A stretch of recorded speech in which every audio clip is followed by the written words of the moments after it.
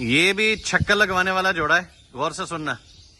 Blue upline split pale fellow, possible blue 2, DNA male, ring number NS1105 into blue upline split pale fellow, DNA female, ring number NS1296।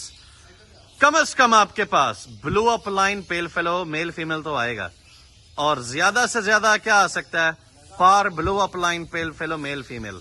अगर आ गया जोड़े की कीमत भी बढ़ जाएगी, महंगे बच्चे भी निकलेंगे।